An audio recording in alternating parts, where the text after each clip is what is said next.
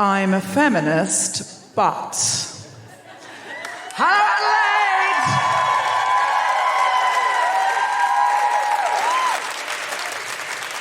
I'm a feminist, but I need everything waxed at the moment. And I was wondering if anybody here could come to my hotel room tomorrow morning and do me. That's an unrelated matter to the waxing. But seriously, if there are any professionals in, any professional waxers in? Anyone? Anyone? No, I bet half you got a fucking PhD, though. It's not useful for my bikini line, I'll tell you that now. I'm sure you're saving the world, but you should see I went for a swim today, and you should see my leg. I haven't got time, I'm on tour. Has anyone got a home kit and feels confident? No. Okay, all right, I'm on my own. Can anyone lend me a razor? No. I'm a feminist, but...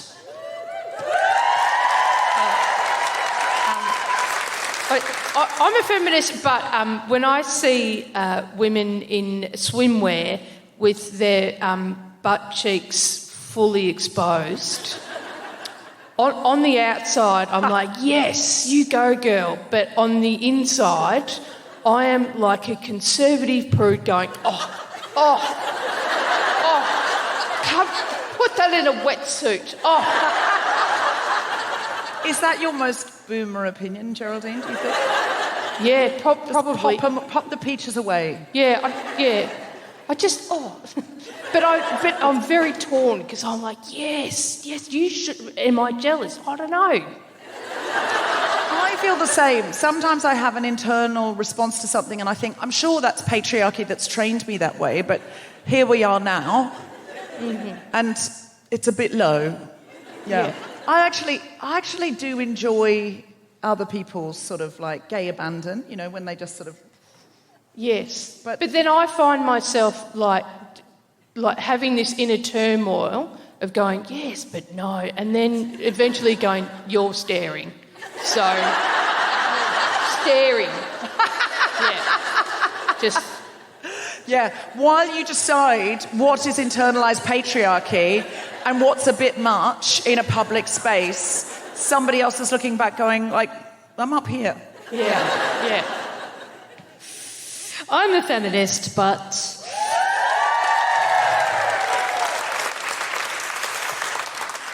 But I do genuinely feel like there's about 48 hours, about 4 days before my period, where I just shouldn't be listened to at all. Because I am fucking unhinged. I mean, about my girlfriend... About 6 months ago, I was really riding the PMS train, and I said to my girlfriend, "Oh, my career is going nowhere. I think I'm going to join the army. I'm going to join the army." My girlfriend very tactfully said, "Okay, I'm not dismissing your truth, but you did say." My career's going nowhere, I'm going to join the army 28 days ago. And 28 days before that. This is the value of a same-sex relation where the other person also menstruates, isn't it? The only one.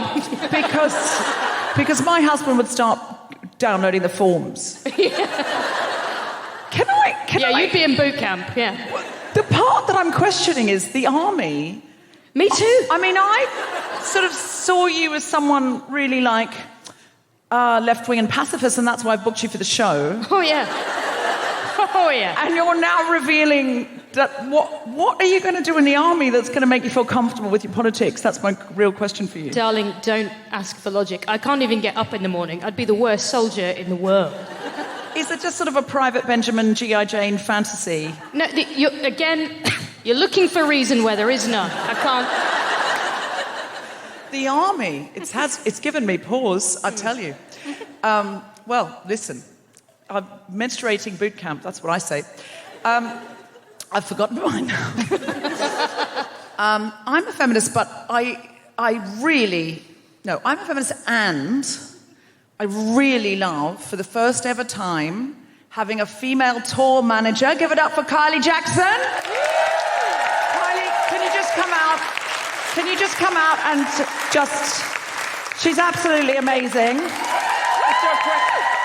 And she's always glamorous. I've toured so many times, I have had a female tour manager once, but years ago before The Guilty Feminist. Kylie, thank you so much. You've been doing an amazing job. And now, can you leave so I can do the bus? Yeah, thank you very much. But I have to.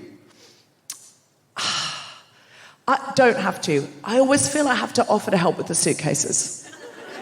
So we're at the airport. If it's a male tour manager, I just wander away. I just go, well, this is my bit's on the stage. My bit's going onto the stage in a sparkly cloak. My bit's that. I don't have to do suitcases. But when it's Kylie, I go, can I give you a hand with that? And Kylie goes, no, I'm the tour manager. And she just heaves it up. She does a lot of weightlifting in her spare time. She just heaves it up. And I found myself at the airport the other day going, oh, you're so strong. And she looked at me, and I went, yeah, no, I said that. Yeah. Do you know where I could join the army? I'm a feminist, but I think my wife should stay in the kitchen. What is happening here? Just during the times when she wants to do the laundry, because she's not good at doing the laundry and she disrupts my system. So she should just stay out of. Let me do it. I don't think this needs any more follow-up questions at all. I just wanted to ask if your ranking was colonel or major. Grace, have you got any more? I'm a feminist, but when I read that Olivia Rodrigo was born in 2003, I thought, shouldn't she be in school? She's just got a driver's license, famously. Famously. And then when I read a bit more about it, and when I read that she has won 3 Grammy Awards and a Juno, an American Music Award and a Brit, and she was named Time Magazine's Best Entertainer of 2021, I thought, I'm going to join the army. Are we ready to start the show? Then welcome to the Guilty Feminist live tour here in Adelaide. Kylie Jackson, everybody! Big give it up for Geraldine, Hickey and Grace Petrie. 2 incredible feminists you'll be seeing a lot more of tonight. Along with our other very special guests, our other screen. Hello, Adelaide. It's been a while since we've been here. Thank you so much for coming out. It's just wonderful to see you. Just give us a cheer if this is your first time at the Guilty Feminist. Give us a cheer if you've been before. Give us a cheer if you listen at home. Give us a cheer if you don't know what you're at. Oh, those people are up the back. Notice that their cheer is less certain, less jubilant, less feminist, if you will. But don't worry, by the time that you leave here tonight, your cheer will be just as sound, feminist and jubilant as the ones down the front. It's not a cult. Lock the doors. If you don't know what you're at a podcast. And if you don't know what a podcast is, it's radio that nobody stops you making. It's why women do it so often. It's the normal channels are closed down to us. This is a podcast about feminism, but it's funny. That's the sort of nub of it. Just give us a cheer if you would say that you have a feminist job. It doesn't have to be a job you're paid for, could be. Or it could be a volunteer role or some other project you're doing. But if you think your day job is feminist, or you have some other kind of feminist role in life, just give us a cheer. Give us a cheer if you think your role is not feminist. Oh, I'm interested in that. What? You sounded, woo! It's more, normally that would get more of a, but you went, woo! It's an unfeminist role, which I liked. Who's got an unfeminist job? Yes, what's yours? You work in fashion. What do you do? Wholesale. Is it fast fashion or sustainable? Sustainable-ish. Nothing's sustainable, really. So my question is now, do you do any Trojan horse feminism within your industry, secret feminism? Are you in there infiltrating? You do what you can. So are you trying to sell stuff to shops? You're trying to sell people stuff. Can you tell us what brand it is? You work with lots of different brands. You're being quite coy. Is that because this is going to be out on a podcast? I'm interested. Are there any brands I would like? Because I would be very sustainable if you gave me the clothes. I'd keep them for age. I'm really good. You'll see me. Look at my Instagram. I'm in the same things for years. Red carpet events. Oh, there it is then. There's the long red jacket again. Deb's brought that one out again. I hold on to my stuff. I get very little. I get nice stuff, very little, and I wear it over and over again. And I used to be like, oh, all these other people have got really fancy things for everything. And now, then just one day, it just turned out to be, there was a big announcement that that's more sustainable and that's the best thing to do. And suddenly, I was fashionable because, like Kate Middleton, I wore things again. And I immediately turned it into a celebrity chic statement. But really, I was just buying something. Is there anything that you can see me in that you buy, that you sell?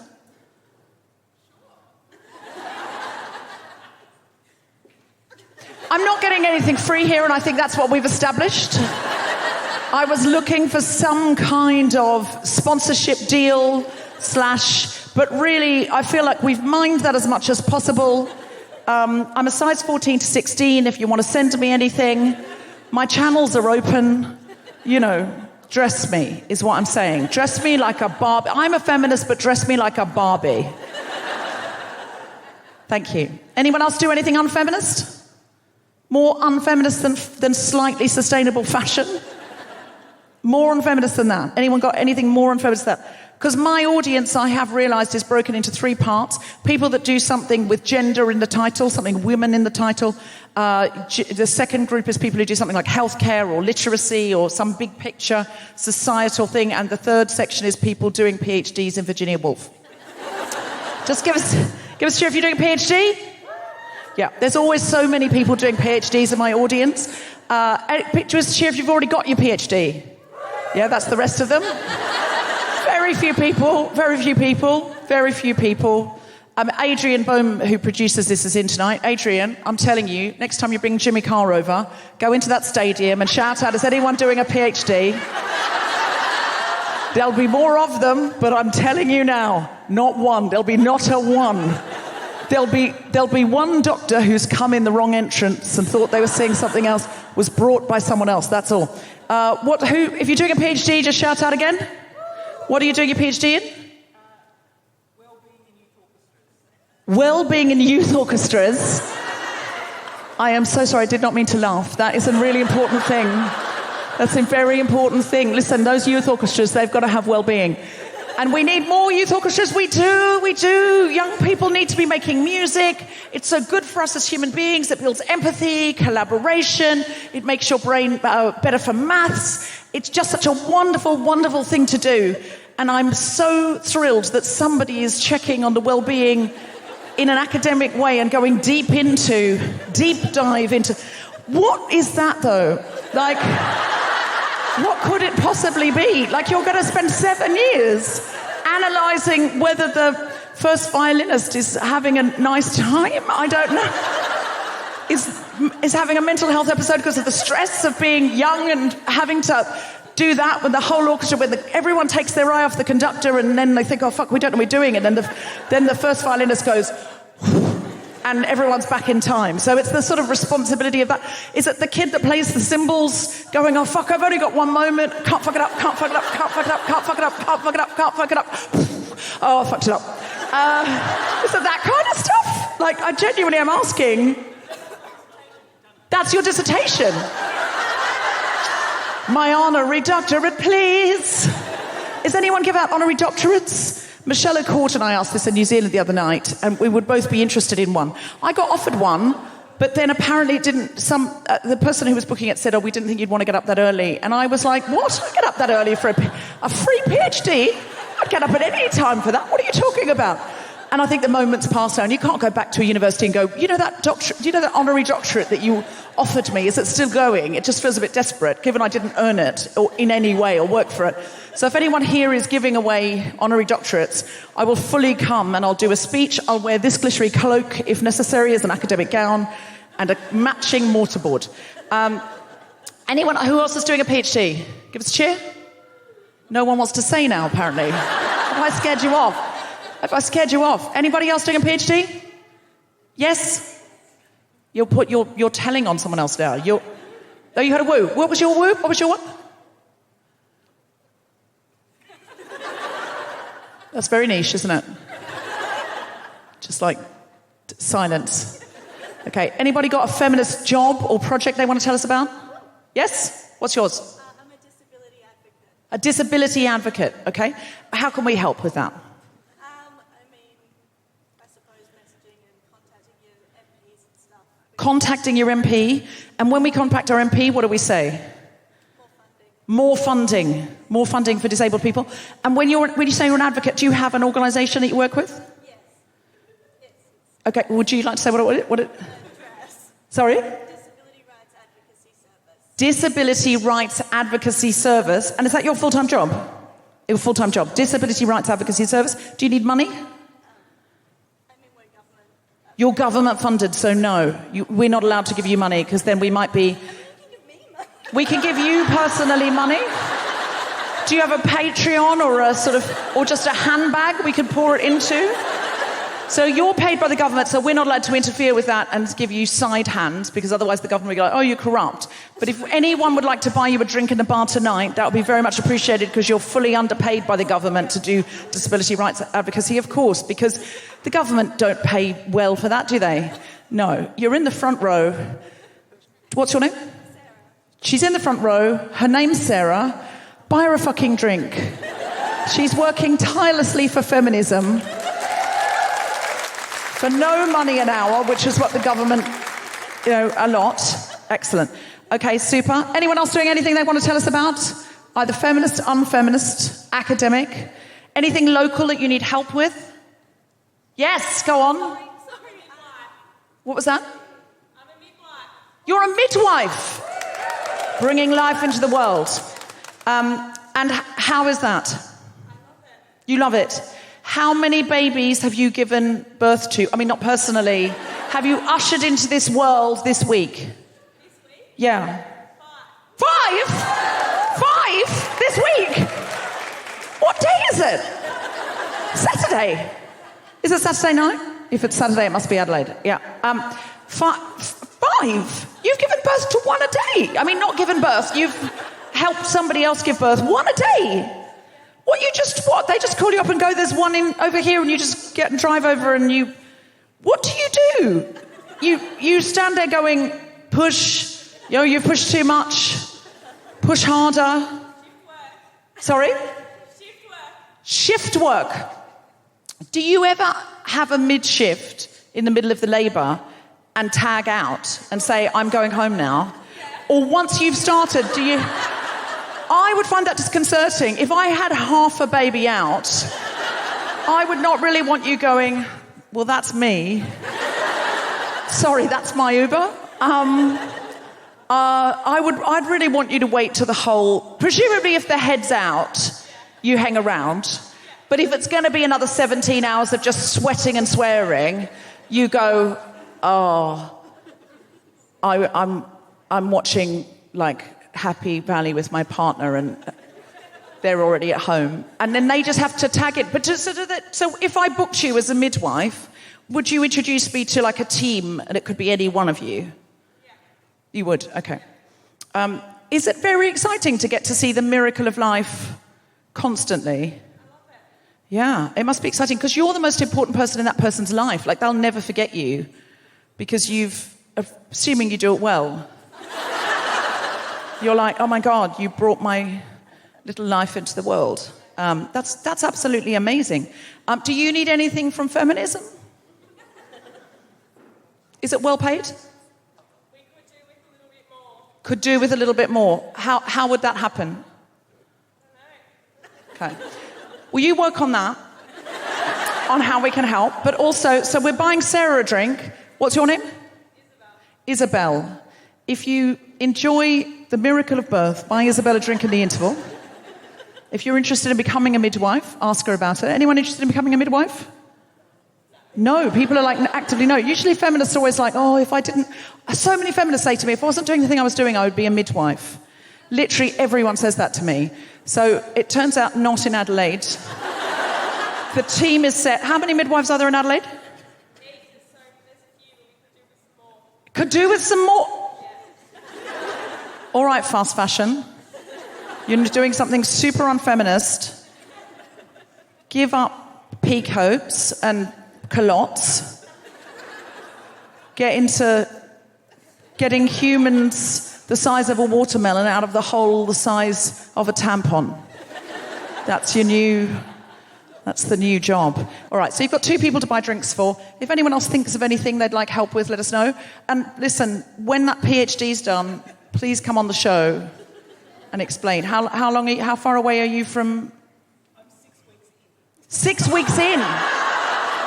Oh, fuck. Oh, good. Oh, well, good luck with that.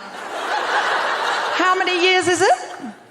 4. So for 4 years, you have to think about how happy a clarinetist is at the age of 14 doing something that they know they're not going to do for life. Fucking hell. Well, listen, God bless feminists everywhere for making the world a better place.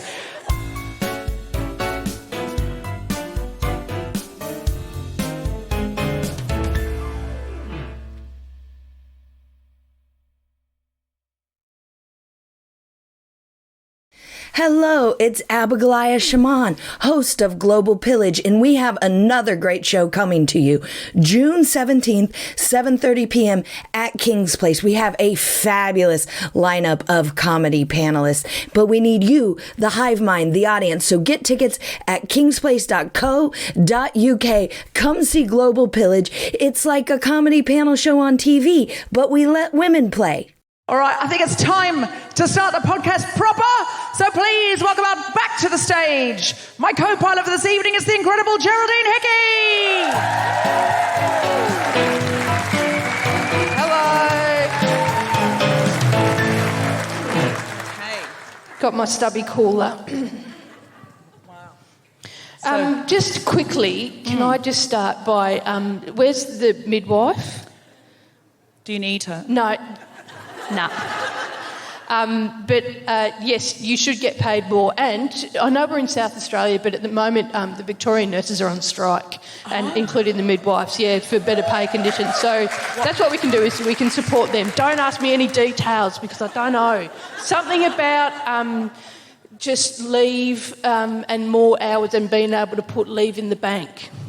So other people can, like if you've been working for ages and you've got all this leave and someone else, you can give your leave to a mate, put it in the bank. That's the most feminist thing I've ever heard. Isn't that fucking great? What, so you could give someone else a week of holiday? Yeah, well, if they need it, just, I don't know, don't fact check everything. It sounds like a nice idea, but yeah. would they be striking for that though? It sounds like a lovely idea. Yes, They must be striking for more than that, because I think absolutely. That's more something you'd bring. More things than that. But nurses that need is stuff. one of the things, a pay rise as well, and also nurses and midwives. Yeah, but Australia, so many of my friends who are doctors are coming out to Australia from the UK. A friend of mine came out, she's got a baby. She and her husband were both working full-time as doctors in the UK for 48 hours a week each. Oh, it's too much. She's on parental leave now because she's got a little baby. Her partner is earning more than both of them were earning put together in the UK, and he's working 38 hours a week. Yeah, so you're getting all of our doctors. We're not going to have...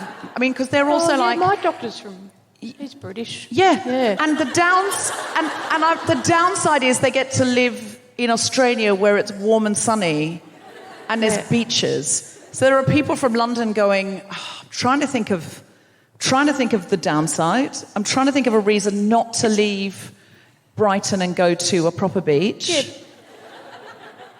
You've got the Ferris wheel and stuff in Brighton. That's fun. Like You've got the rides and stuff there. I've been on them. They're good fun. Yeah. We've got the end of the pier, but if you're raising a child, you can sort of see how you might rather have a house in Melbourne. But beach is safer in Brighton. No. Well, that's because you can't swim in them. Yeah. It's freezing cold and there's rocks on the beach. Yeah. No. The reason the beaches are not as safe in Melbourne is you can actually go in and the ocean's always going to try and get you. Yeah. If you give it half a chance. Yeah. That's why I go in waist deep with my boogie board. I can see. I can see that. How have you been, Geraldine? I haven't seen you since we were in Adelaide together on the last tour. I haven't seen you for a while. Which I thought was last year, but apparently, you know, what is time? Who cares? But I've been to Adelaide a few times since, not without you. I'm so sorry. I've been doing stuff. I got married just after the last time I was here. Oh yes! Congratulations. Was that exciting? It was a big wedding. Was it? Yeah. Because I feel like you shouldn't say that because I wasn't invited. I think you should say it was an intimate wedding. No, it was big, but I knew you weren't available. I'm pretty sure. No, because I did ask if you were going to be around. I'm kidding. Honestly, you don't need to invite me to your wedding. But I am open to it the same way I'm open to honorary PhDs if anybody is getting married. Yeah. We had a lot of people, and when people were like, "Oh, you're having a big wedding, like why so many people?" And it was, well, first of all, we did fight pretty hard for the right to get married. Yes. So we wanted to have a party. And also, my wife and I, we both come from reasonably big families, and we wanted to include, like, we get along well with our cousins and stuff, so we wanted to include aunts, uncles, cousins, nieces, nephews, all of that. That's what we told everybody, but really it was because my wife saw a tarot card reader, and And what did the tarot card reader say? You're going to have a big wedding, and she was. That tarot card reader was angling for an invitation. Maybe, because you're going to have a big wedding, and my wife was like, "Oh, it's early days, we're still planning." She goes, "No, sorry, it has to be big because your community needs it." Yeah, that is lovely, but also manipulative. Yeah, because you had to foot the bill, didn't you? Yeah, but we had it at home, so it was all. And but not inside the house. And we lived next door to like a park, like a national park, state park, and we just got permission to be out there. So, and I mowed the lawns before everyone came. Fancy. Yeah, because Vic's Park, the park people, like the park rangers, they come in like once a year to because there was like a fire break next door. Do you know what a fire break is? Yeah, I think so. Does everyone know what a fire break is? Maybe explain in case somebody out here doesn't know. So a fire break is like if there's a bushfire, there's like a patch where there's nothing. So just basically so the fire can have a break before continuing on. I'm pretty sure that's not what it is. No, it's so fire trucks and stuff can get through. So it's just cleared land. And so parks, they come in like once a year to mow, except we're getting close to the date and the grass is getting... So I got the ride-on mower out and went up and down, up and down. Were you allowed to do that? Yeah. Did you ask to do that? No, but we do it all the time. Don't worry about it. I'm not sure you're allowed to mow a national park. Well, it's a state park, so it's different. But no, we are, because I did it, and then... We are because I did it. Yeah. I like that. But then I finished it, but I went back, I was admiring my... I don't know if you've ever mowed a lot of lawn before. I've never mowed a national park, or a state park. It's satisfying. You've got to stand back and look at it. And that's what I was doing. I went back because it started to rain as well. Anyway, I was pouring rain. I'm on the ride. I'm going, oh, get out. Whoa. And then I did it and then went inside. I was admiring my work. And then that's once a year, remember this, that's when Parks Vic rocked up with their big tractor. And then I ran out going, I've already done it. And they're like, did you do this? And I went, yes. And they're like, oh, this is terrific. Thanks very much. So you're allowed to. I would have no idea. I would have thought they would have said you are not allowed to do it. In Britain, this is what I love about Australia. In Britain, they'd be like, well, it's against the rules. And I'd be like, but you were just about to do it and I've saved you all the work. And they'd be like, no, it's my job and you shouldn't have done it. It's more than my job's worth. And they would get really cross. I love that in Australia, the guys just turn up and go, job done. Time for a sausage roll. Yeah. Time for a Chico roll, mate. Yeah. What else do you have? Golden Gay time. Oh, yeah. It's always the most amusing. It's always the most amusing Australian snack. A hot Milo. Might have a lie down and a hot Milo. Yeah, absolutely. A violet crumble. Oh, yum. Yeah, these are things we can't get. A golden ruff. Do you get a crunchy? Yeah, they're international. Yeah, crunchies are better than violet crumble anyway. So. Nah, I'll fight you. They've turned. It's easier to bite the chocolate off. That's what. But no, okay. The bar crunchy is superior. The bite-sized pieces, violet crumble. Yes, please. Okay, well, you know how to please Geraldine if you are trying to woo them or get them to come to your school. I don't know what it is you want from Geraldine. I can do school talks, no problem. Yeah, okay. If next time Geraldine is in Adelaide, you can get them to come to your school, luring them in with a crunchy. Do not, and I cannot be too clear about this, leave a trail of violet crumbles. They won't be there. And you've given up drinking, you told me backstage. Yes. But I said why, and then you went, we've got to go on now. So I never heard why. Because I'm on meth. And... what? Yeah. Methotrexate. Do you need an intervention? Anyone on methotrexate? Yep. Anyway, so methotrexate, that's a drug that they use in chemotherapy, but I'm just microdosing. But it's... what? Yeah. Is it the same as meth? No. Oh. That's methamphetamine, but right. I'm on methotrexate. Okay. It's just in tablet form for me. Like the other meth, you might need a glass Barbie or something, but I don't need that. Like you're on methotrexate as well. Yeah. Once a week for you, or do you have autoimmune disease, rheumatoid arthritis? Boom. Rad. Wow. But you make it sound fun. Rad. But it's not fun, is it? If you're on that, you can't drink? Well, you can, but you're allowed to... I was told that you can have 2 to 3 standard drinks a week. That's recommended. I think I might be on that, and they didn't say anything about drinking. It happens. But it happens. British doctors are paid less and might not be asked to say. But it happens. He was probably out the door getting a plane to Sydney or something. But didn't bother. I mean, you can drink, but it's just like it's because it does to your liver what alcohol does to your liver, essentially. So when you drink what you normally would drink, it kind of I think I should check up on that. I mean, you can't. I don't drink much anyway. Yeah, so you'll be fine. Like for me, it was I did 2 to 3. Like at first, I was like, oh yeah, that's fine. That's easy, no problem. That's about what I have anyway. And then it was like the next day that I was like, hang on a second.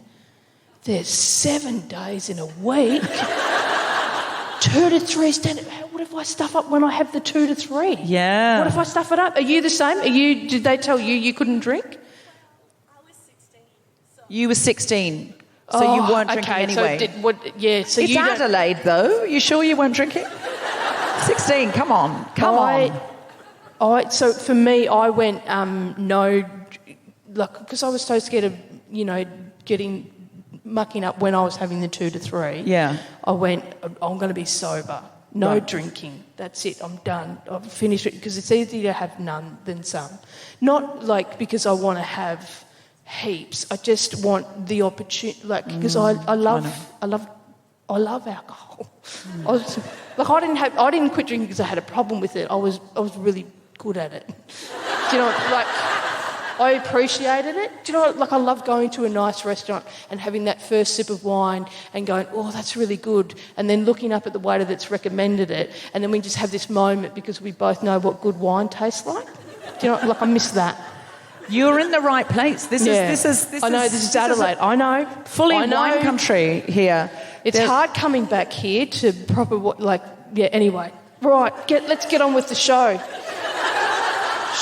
Are you ready to hear some stand-up comedy? Then please welcome to the mic, the incredible Geraldine Hickey. Have fun. Okay. Sup, fuckers. Just let's talk about medical things more. Has anyone heard of Raynaud's? Yes, a few people. Raynaud's disease, phenomenon, syndrome, Raynaud's. Round of applause if you've got no idea what I'm talking about. Relieved. That's because I had no idea, right? And I found out what it was when I got it, like about a year ago. And so Raynaud's is a condition where your blood vessels are constricted in your extremities, usually your fingers and toes, and it causes pain, tingling, numbness and discoloration, brought on by cold temperatures and sometimes stress. And quite often when it comes up in conversation, I'll bring it up. The response I usually get is, oh yeah. And I don't think, oh yeah, is appropriate. Yeah, I don't think it fits. I'll set the scene of what happened the first time I ever got it, and then you tell me if oh yeah works. All right. So picture it, beautiful day, like sun's been out, not too hot though, like today like mid to low 20s. It's a day where you go like short sleeves on the arms, long sleeves on the legs. Not jeans though, too hot for jeans, but like up top, I'm talking like a shirt or a blouse or a t-shirt if you're non-binary, and then down the bottom like trousers or slacks or chinos if you're non-binary, and you're getting ready to go out, like you're going home. But as you're going, like the sun starts to go down, so there's a bit of a drop in the temperature, and you're like, it's a bit fresh. Oh, it's a bit of a chill in the air. Should I wear a jacket? Do you reckon I need a jacket? Oh no, jacket's too much. I don't need that. That's silly. I'll go cardigan. Yeah, get that cardigan. Oh no, that's not with this. Oh, I'll go. Puffer vest. They're back. Yes, I'll go a puffer vest. That'll be perfect. I don't own one. I'll just go like hoodie, sleeves up. Yeah, you with me? Like that type of temperature. You know what I mean? So you've got hoodie, sleeves up, and so you're walking out. Like, I don't know, you're going out somewhere. I don't know where, right? But you're walking, and then as you're walking, your hands feel like a bit they're cold and but also tingly, right? And you look down at your hands, and they now look like they belong to a pasty white ghost, and that ghost is wearing red fingerless gloves. Would you look at that and go, oh yeah? Because I didn't. Yeah? I looked at it and went, what the fuck is this? What is this? But I went so quickly from like freaked out to excited though, because I remembered I already had a doctor's appointment booked in.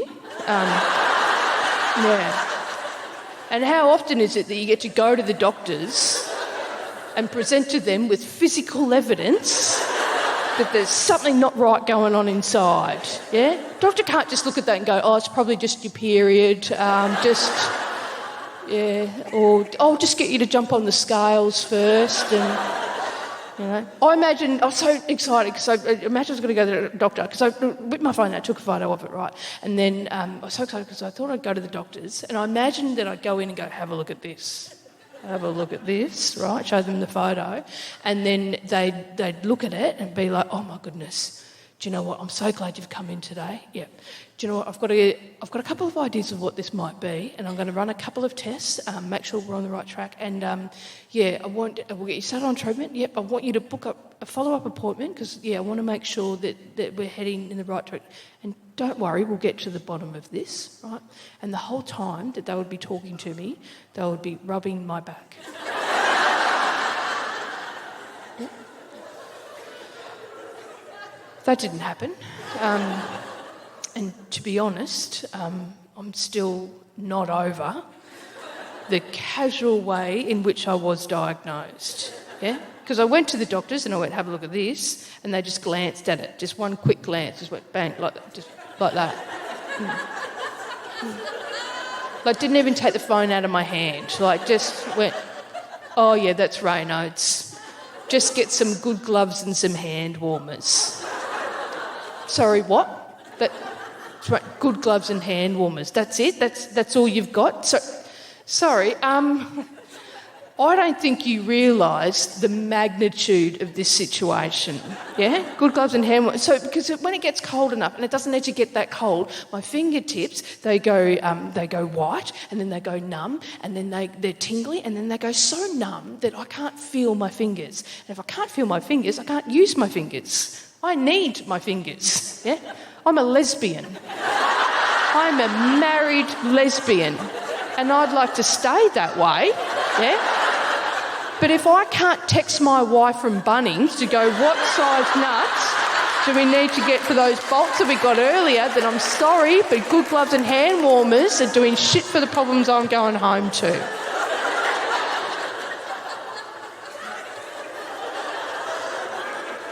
So I've got some gloves, and now I've got to wear gloves when it's not cold enough to warrant wearing gloves, yeah?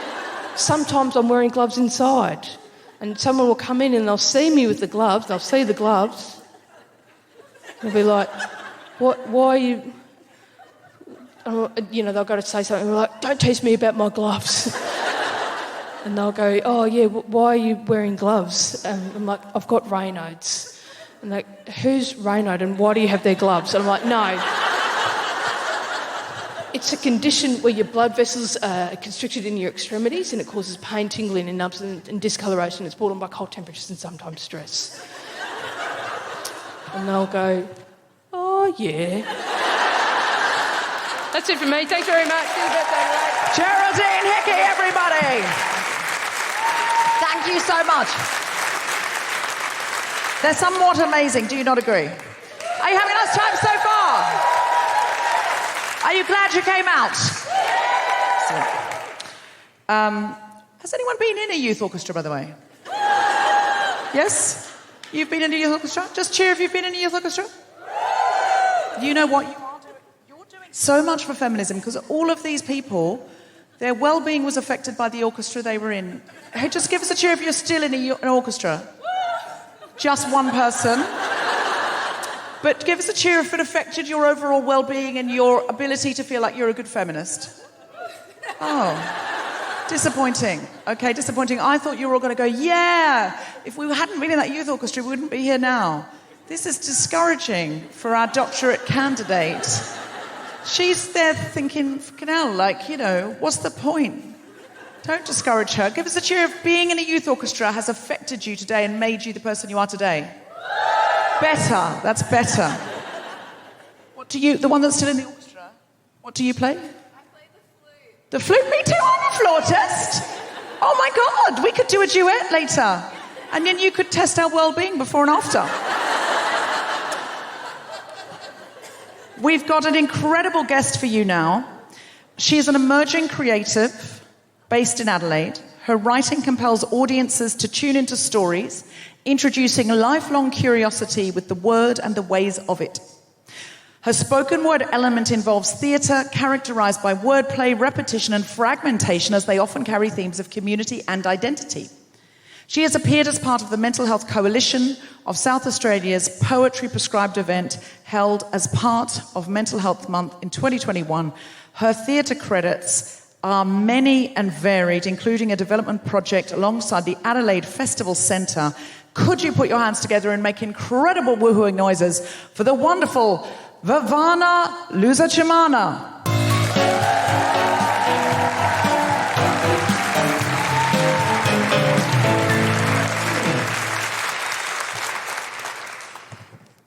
Mine, the color of tainted caramel, theirs the color of smooth whipped cream.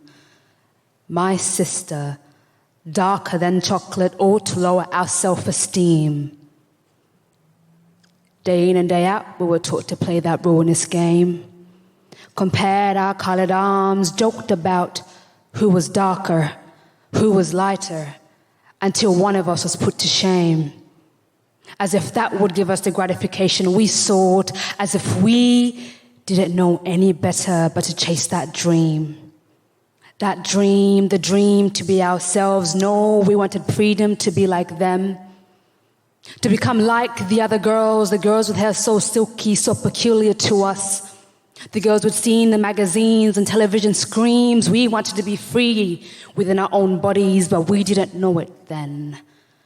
We didn't understand this new hatred that was forming around our skin. It stained our souls and infested our very way of thinking. Sinking deep in a colorist pool, we no longer saw each other as beautiful. We took turns wearing that mask. They masked it with jokes about my light-skinned privilege, and I masked that fear of the harsh sunlight darkening my caramel with a smile at their jokes. I was 12 years old. I didn't understand this new hatred that was forming around my skin. I too had been sold, and so created a new mold, an image of a stereotype girl who could flaunt her skin. I too had been sold. Sinking deep in a colorist pool, I no longer find myself as beautiful, but please, please listen. You see, the history of my skin is too deep. My heart is too big to let them fall. To fall into the trap they made for us. My skin, melanin richer than gold. Let us not forget the gifts we were given from birth, thick lips that shared with our foremothers, textured bodies that tell the untold story of a colored family, of stories of melanin richer than gold. Thank you.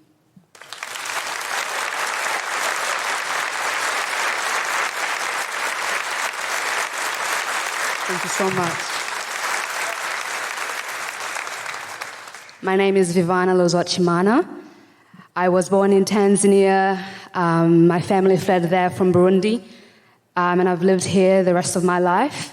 Very grateful. Not a lot of people have the same opportunity as I did. So I'm so honored and so blessed to be here today with the amazing team. So thank you so much. I will be sharing 2 poems.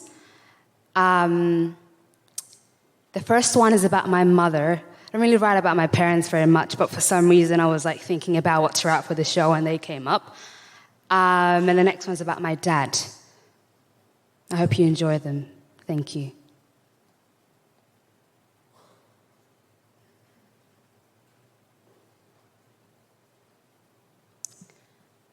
Some days I open my mouth and my mother slips out. Each word as chaotic as the next, the ease of it shocks me. The world begins burning and we're all waiting for her to put out the flame. She's always looking out for other people, never her own self-neglected and selflessness confused with people-pleasing. Some days I am awakened by the sunrise with hurried legs. I find myself in the kitchen. I am more like her than I let down. The virtue of being a mother. I have inherited the rage that comes from visitors who leave without cleaning up their mess. Inherited the gift of giving through her whose tears I used to wash away everyone else's pain but her own. I have inherited the generational anger from bloodlines of mothers yet to speak up. My mother, she pulls knives from her back, blood rinsed with water to show me how cruel the world could be. A forgiving nature I can only wish to attain. My mother, she creates handcrafted knits, skirts dressed with smiles to show me how little is more and how beautiful the world can be. A creativeness that did not pass me by. Gee, I'm grateful. Some days I open my mouth and my mother slips out.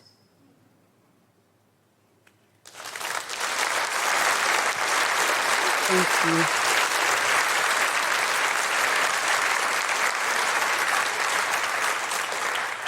Thank you so much. The next one is about my dad. I was scrolling through TikTok once and I came across this question and it asked me, what if I met my father when he was a child? And I thought, gee, I don't know how that would go, if it would go any different. So I pondered about it for a little while and came up with some words. What if I met my father when he was a child?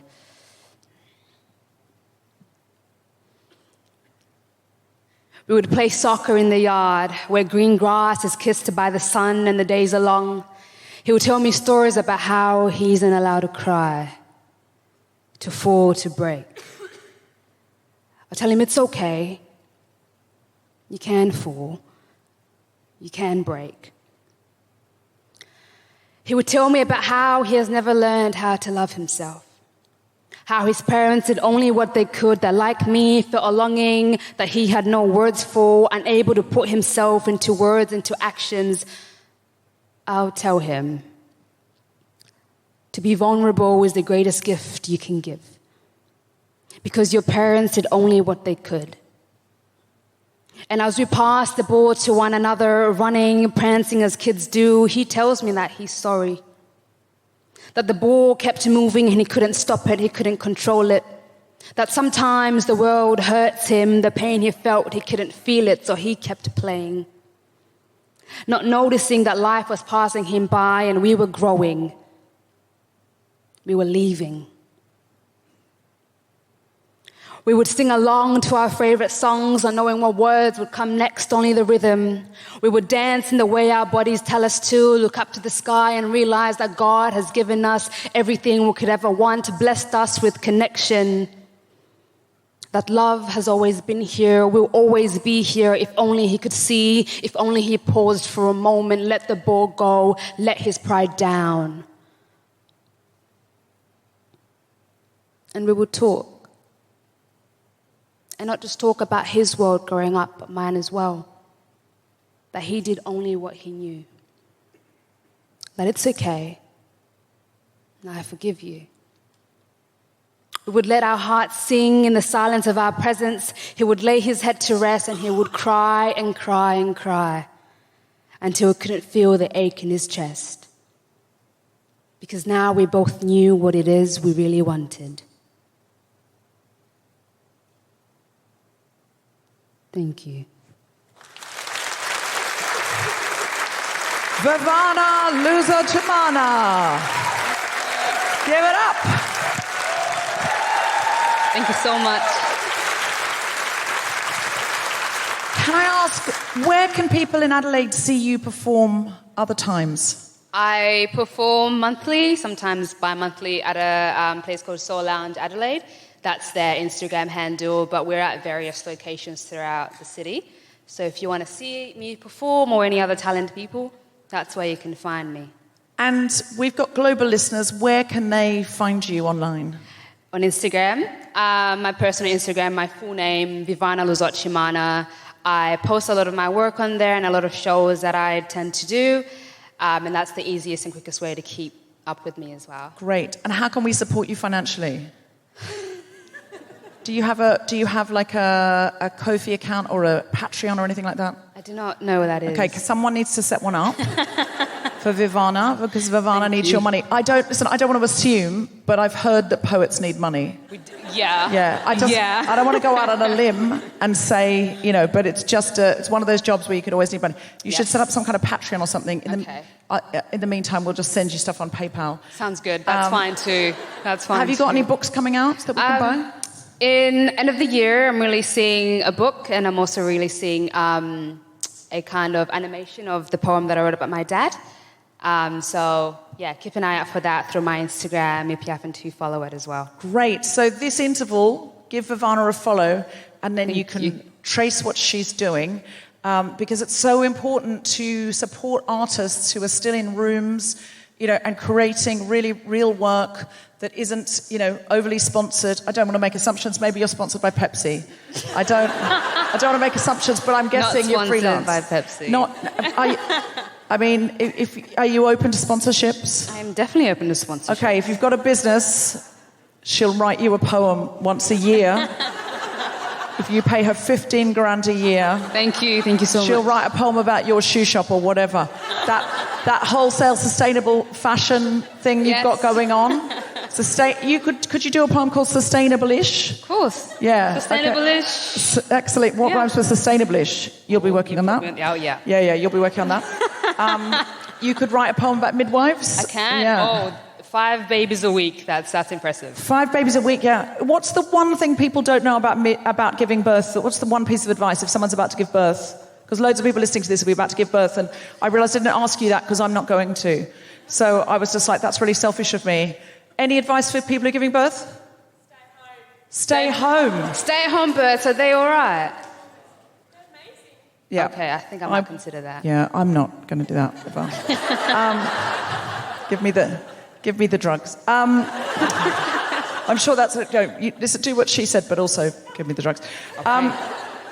Vivana, I absolutely loved that. Will you come and join us again on The Guilty Feminist another time? Of course. Thank you so much for having me. Big round of applause for Vivana, everybody! Thank you so much. All right. Soon we're going to have an interval, but the first half is not over yet because I have brought an artist all the way from the United Kingdom. I dare not travel without her now because people will complain and throw things if I try and do The Guilty Feminist with one of the remaining last good things to come out of the United Kingdom, the incredible Grace Petrie!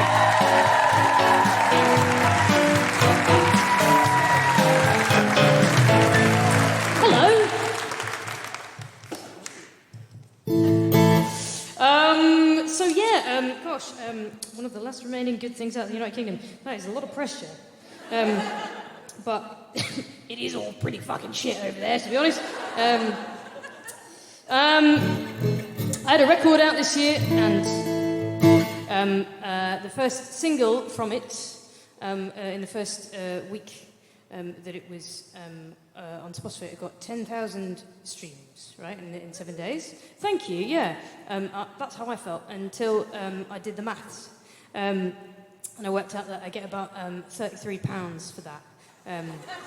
About $60, right? And now, interestingly, so Spotify, who have totally killed the music industry, killed it dead. They've now introduced new rules. I don't know if you've heard about this, where songs that have under 1,000 streams, they're not going to pay artists for at all. Right. So that obviously impacts the newest artists, emerging artists, people who are only just starting out. And how on earth are you supposed to get fans, right, if you can't make money from your songs when you're first starting out? So I think that that's all pretty appalling. And I wrote a song a while ago. This is from an old record about Spotify, and basically I did a tour with a big star called Frank Turner, and I had a great time on tour with him. And I've always been independent, and there was about 5 minutes after I did a tour with him. It was about 5 minutes where the music industry was interested in me, and I had one meeting with them. And that was enough for them and me. And I wrote this song from verbatim quotes of the things that the man in that meeting said to me. And it's called We've Got an Office in Hackney. Because they always fucking do. And I'm going to sing for you now, and yeah, if you would consider, if you are a Spotify user, I would really encourage you to rethink that. If you want to use other streaming platforms, Tidal, Apple Music are actually much fairer in their remuneration for artists. And, you know, as our esteemed PhD can testify, music is the future, isn't it? You know. Did I hear that right? Is that the orchestra PhD, is that right? Yeah? Yeah? Oh, it's just not funny. Okay. Can I handle it? You got your first real 6th Street, got your heart full of pain. You got the makings there, kid, of a lucrative campaign. You got your story and your spirit, you got a rock and roll dream. We've got an office in Hackney, we've got a really cool team, 'cause we love your authentic lonely outsider type. Big up that stake on your socials for the hype. Whoever said the revolution wouldn't be televised? They didn't have our contacts, yeah, they didn't have our PR guys. But I was reaching out for a lifeline, fighting the tide.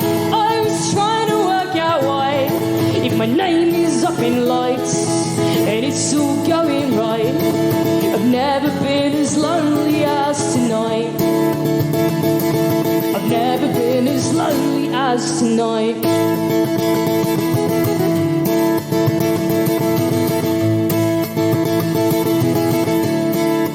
Well, every night I get this spotlight and I get out this guitar, like so many folk before me, use it to open up my scars.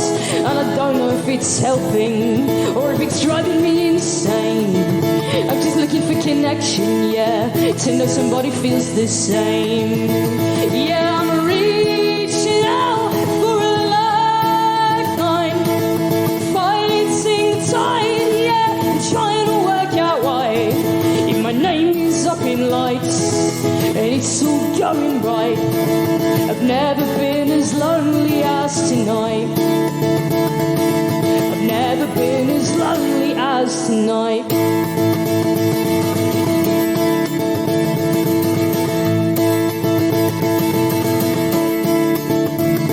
And come rain or wreck or ruin, I'll be following these dreams the same way I've been doing since the middle of my teens. If there's a single person out there to whom this song something means, I take one lonely broken heart over 100,000 streets.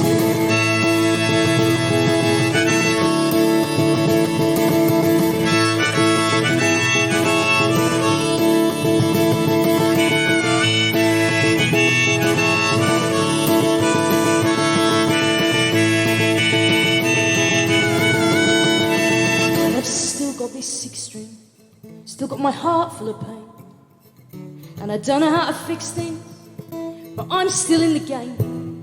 Maybe I don't know what the point is, maybe I'm never gonna see, but long as anybody's listening, this is where you'll find me. I'm gonna be reaching out for a life vest, fighting the tide, yeah, giving you my best. Turn down all the lights, stay with me in this fight, between me and my loneliness tonight. Yes, so let me see your hands. I need someone that understands that when I'm out here all alone, that this right here is home. So let me hear you sing, think that you're the only thing between me and my loneliness tonight.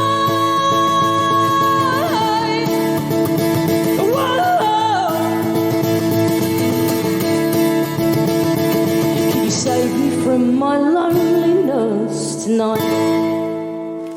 Thank you very much. We will see you after the break, Adelaide.